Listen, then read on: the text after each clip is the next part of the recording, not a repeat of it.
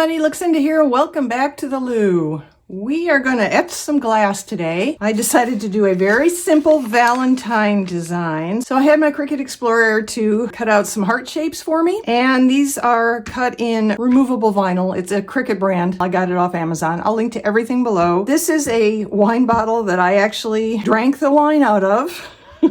I've needed it lately. I will say, gone are the days when you could just put a wine bottle in a bucket of water to soak overnight and the labels float off. This took so much work to get clean. I had to strip off the labels with heat. I had to use steel wool. I had to use razor blades. I had to use acetone. I had to use more steel wool. I had to use more acetone. I mean, it just went on and on and on until I actually got a relatively clean wine bottle.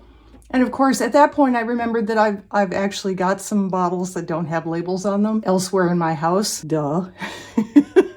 But we have ourselves a wine bottle ready to go here. We are going to use Armor Etch, a bristle brush. I got the idea for this watching Jennifer Maker. She and her channel both are amazing. If you want to learn pretty much anything you ever wanted to know about any sort of crafting project, you should be subscribed to her channel. She does a reverse etching wine bottle video that will probably be a lot more informative, or will fill in a lot of the gaps of things that I'm going to do here without necessarily explaining every single step. I mean, she shows you how to work the design on your computer, how to cut it, how to do everything. I'll link to that video below. We are going to do a quicker version than that today. I'm not going to do the matching wine glasses. I'm just going to do a single wine bottle. And I have the big reveal item in here for later. Because this product, this etching cream, is very caustic, I'm just as nervous about using it for the first time as, say, a lot of people are about using lye when they go to make their first batch of soap, or they are about resin when they go to do their first tumbler. I'm going to play it safe. I am going to double glove. I'm going to have long sleeves on, and I will have on goggles. And we will be outside. I've already set up my back deck with some butcher paper along the bench. That way, if the etching cream gets on the butcher paper, it all just goes in the trash. I'm going to start by putting these hearts, not all of them probably, but I'm going to put these hearts around the bottle. She also has free designs that you can download and use to cut stencils, so you could do like a full bottle wrap. She has butterflies, she has snowflakes. So again, definitely check out her channel. All right, so here we are out on the deck.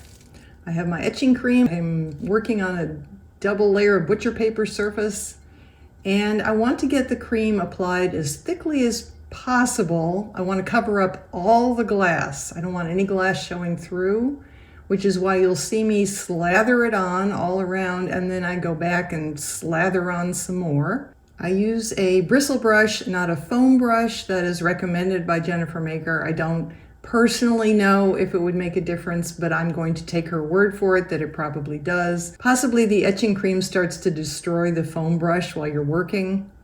So this is a cheapo bristle brush I got off Amazon. I will, again, link to everything below. And I just want to make sure every single part of the bottle is covered.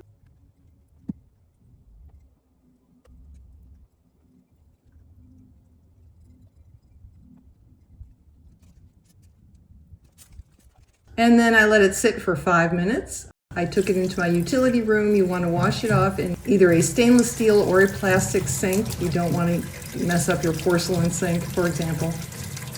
I just ran it under water and I gently rubbed away the cream, let it go down the drain. And when it was completely rinsed off, I mean really, really, really thoroughly rinsed off, I dried it with some paper towels, and we'll go back to the workroom now. I'm going to go ahead and remove the vinyl. Just like with a peekaboo, where you don't want to scratch the spray paint that you, or whatever you put over the entire tumbler after you put the removable vinyl on. You don't want to scratch the etching either, which you can do. So we need to be careful. We meaning I need to be careful.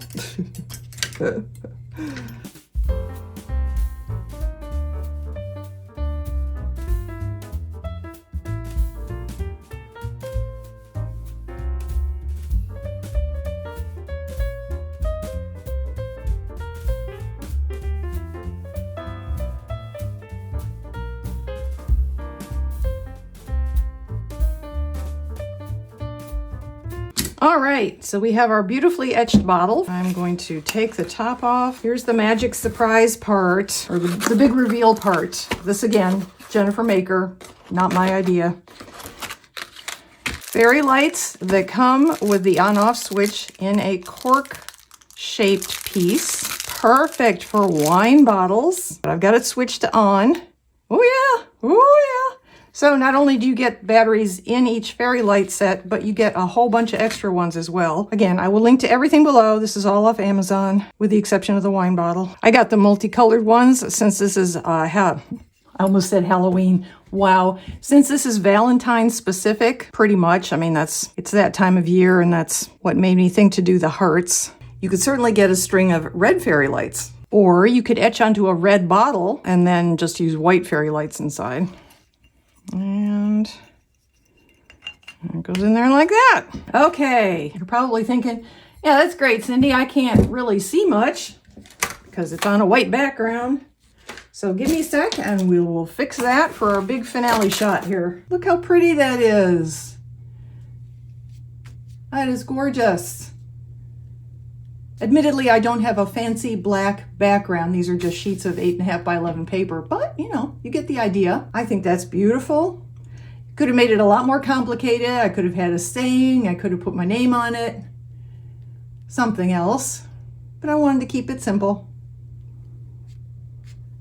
First time doing it, I figure why overcomplicate things the way I often do and just end up being sorry. So even though Valentine's Day is a few weeks away still, happy Valentine's Day, everybody. I think this turned out so pretty. So there you go. Stay safe. I will see you in the next video.